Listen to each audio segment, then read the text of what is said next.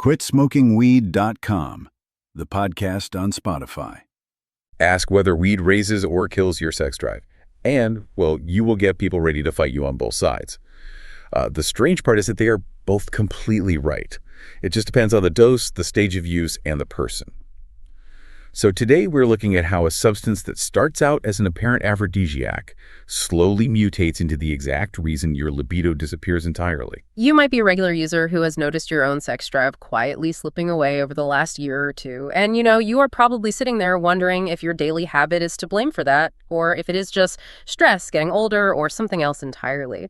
We are going to break down the biological and emotional mechanics of what is actually happening inside your body when you use THC constantly. We will map out exactly why your desire is fading and what the science says about getting it back. We're going to explore why occasional use can actually enhance the experience, why daily use quietly flattens it out, and why quitting often brings a very pleasant surprise. Yeah. To understand why people think weed is great for sex in the first place, we have to look at the short-term effects of low doses. There is a reason the culture heavily associates cannabis with enhanced intimacy. Well, low or occasional use genuinely lowers performance anxiety. That is a documented physiological response in the brain. The nervous system relaxes.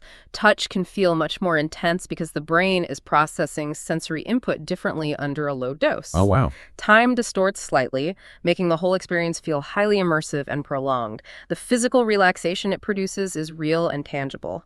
For some individuals, this occasional use is associated with increased sexual frequency and enjoyment. This is the side of the story that gets cited whenever cannabis is discussed as a bedroom enhancement on blogs or in movies. Wait, hold on.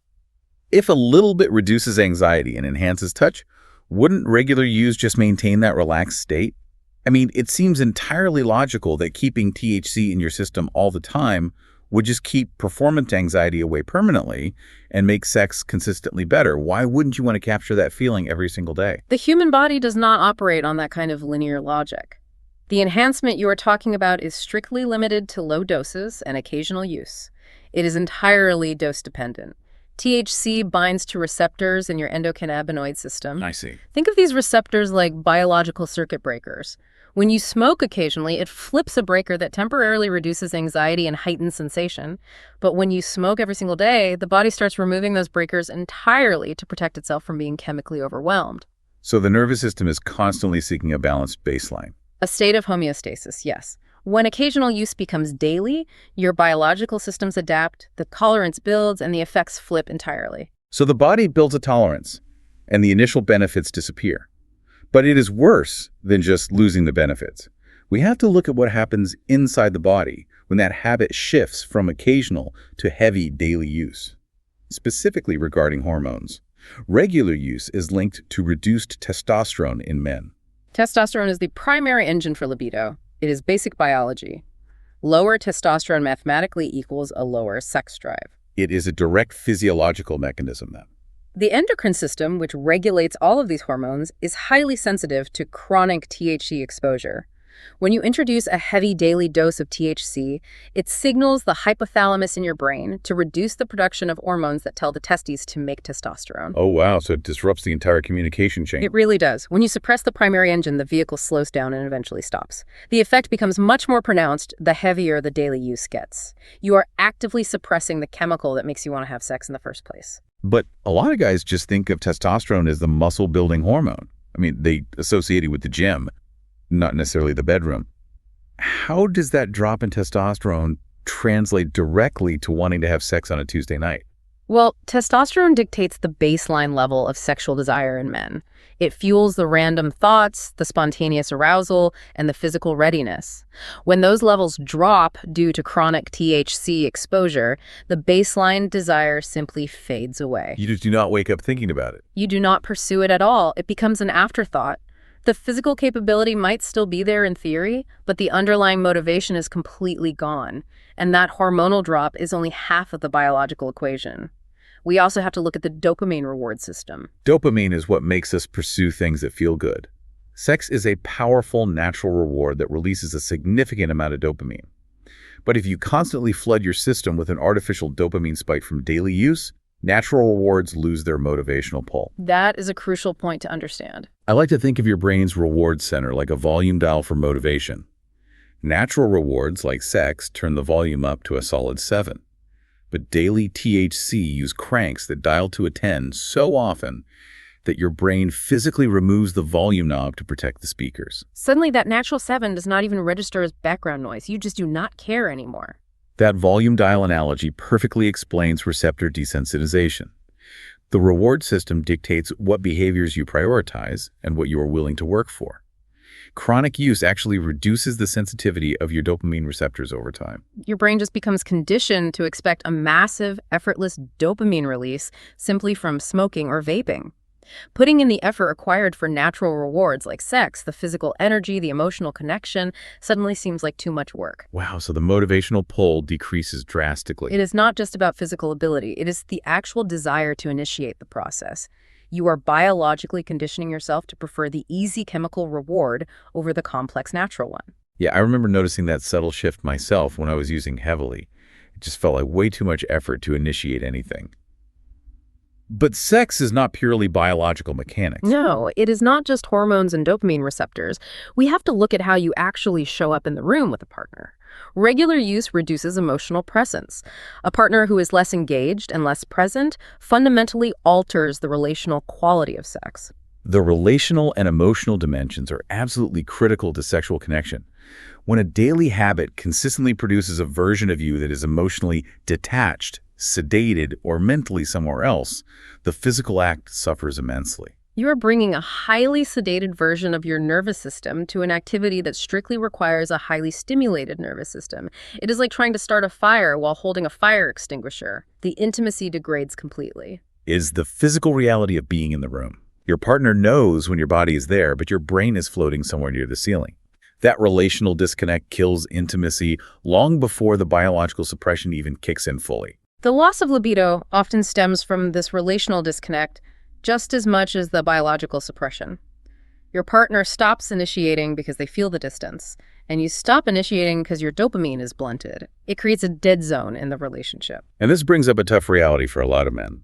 They notice the dead zone, they notice the physical changes, and they look for quick physical fixes for erectile dysfunction. They assume it is just a mechanical issue with the plumbing. They want a pill to force the plumbing to work, and they ignore the rest of the equation entirely. I completely disagree with men taking that route without looking at their habits. They want a magic pill so they do not have to change their daily routine. But a pill does not fix the underlying cause. Regular use is associated with higher rates of erectile dysfunction. It is a complex mix of vascular effects from smoking, lowered testosterone, and the blunted dopamine motivation we just covered. You really have to look at the vascular system as a whole. Healthy blood flow needs clear pathways to function properly. Inhaling smoke of any kind regularly impacts vascular health over time. It damages the inner lining of the blood vessels. Combine impaired vascular function with low testosterone and a desensitized reward system, and you have a severe physiological roadblock. It is not an isolated mechanical failure. It is a system-wide suppression caused by chronic exposure to a substance. A pill might temporarily force blood flow for an hour, but it does nothing to fix the low testosterone, the destroyed dopamine drive, or the emotional detachment. You are just treating a symptom of a massive system-wide suppression. If all these systems, the hormones, the blood flow, the dopamine, are being suppressed by this daily habit, what happens if you just stop? Does the damage reverse, or is it a permanent baseline shift? The human body is incredibly resilient. When the daily habit ends, the symptoms begin to reverse. The biological suppression lifts, and testosterone typically recovers to its natural genetic baseline. That is amazing. And the dopamine sensitivity improves as the receptors slowly regenerate too. Plus, your emotional presence returns because the chronic sedative effect is finally gone. Many heavy users report their sex drive returning to levels they had not felt in years. It is often one of the more profound and surprising shifts people experience during recovery. The fog lifts, and the natural drive comes back online. But this does not happen overnight.